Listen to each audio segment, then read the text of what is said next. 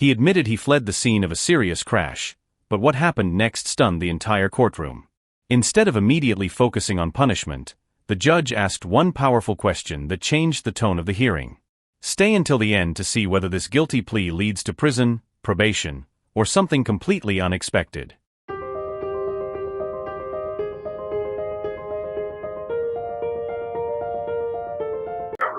David refused of the patient Medina. apologized. Yes, that and they did distribute. So, yeah, it's I'm going away. Okay. The amount you said to me there. Okay. Okay. So, yeah, it's close to them.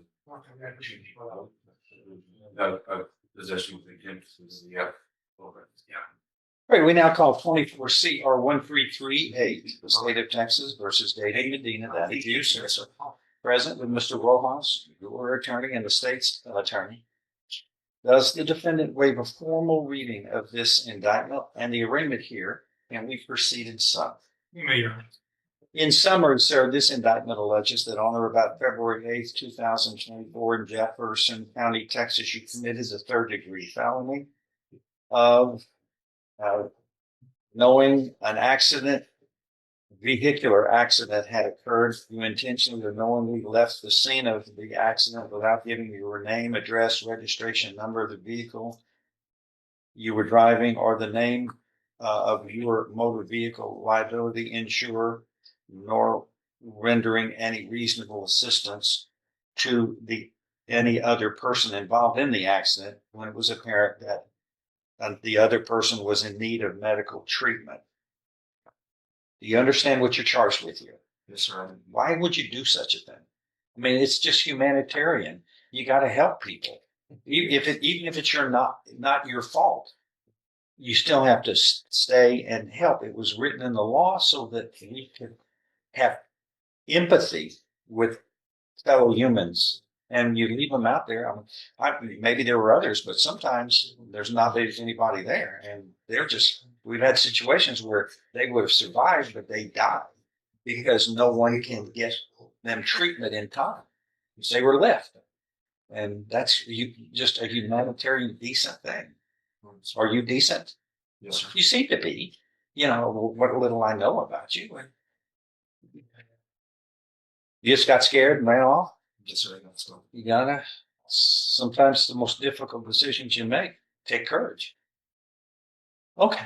Well, you understand and appreciate the importance of all of this. Okay, and you're owning up to your responsibilities here. Good. Well, that's a way to try to fix this. All right, you understand what you're charged with. This is a third-degree felony, which means if convicted, you face no less than 2, no more than 10 years confinement in prison, and a fine up to $10,000 can be assessed. Do you understand? I understand, sir.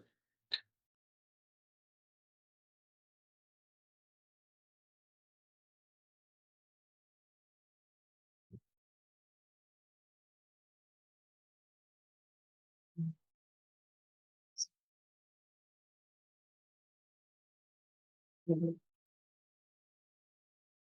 agreement has been reached that whatever sentence shall not exceed a cap of 8 years in prison. So we got different options here. You could be sentenced to no less than 2, nor more than 8 years confinement in prison. You could be placed on deferred or unadjudicated probation. Is regular probation an option? Yes, Your Honor. Yes, sir. You could be sentenced to no less than 2, nor more than 8 years imprisonment. Then that imprisonment term can be suspended, and you could be placed on probation for up to 10 years in length. Those are your options. And also a fine of up to $10,000 can also be assessed in each of those different options. So do you understand what these potential options are by pleading guilty? So if I follow this agreement, you have no right of appeal of your case. Do you understand? I understand.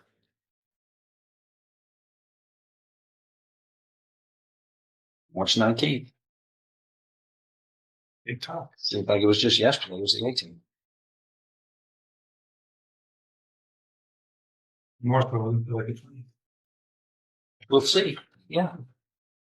How do you plead to this, sir? Guilty or not guilty?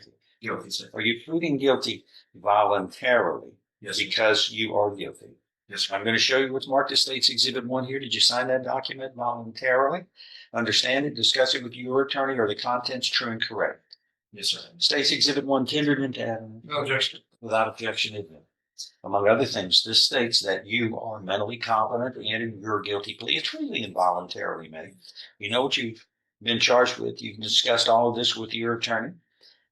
You are giving up your rights to a jury trial, the rights to the appearance, cross-examination, confrontation of witnesses, and you are totally satisfied with the representation by your lawyer. All of this is true. It states here, so help you God. Yes, sir. State's Exhibit 1 made a part of the record for all purposes. What we're going to do is order a pre-sentence report. We're going to come back in about 30 days, and you will be working with the probation office. They will do a report of the circumstances of the case and other factors surrounding this matter so that I can have an informed decision on what direction we're going to head in these three options that you have under the law of what punishment can be assessed. Have you ever been in trouble before? You're looking over here, which means yes. That's always a giveaway. I'm talking about convictions. No conviction. Oh, that's okay. Oh, all right. Everybody makes mistakes. It's how you fix it and deal with the mistakes. That's the test of character. So, okay. Just deal with this responsibly. All right. Get a resetting, and Yes, sir. we'll see you back for the sentencing hearing. Thank you. Marvin? This was only the plea hearing. The final sentence is still to come, and the judge now has to decide between prison, probation, or deferred adjudication. What do you think the right outcome should be? Share your opinion in the comments. If you enjoy real courtroom cases explained with the most important moments, make sure to subscribe and turn on notifications so you never miss the next courtroom breakdown.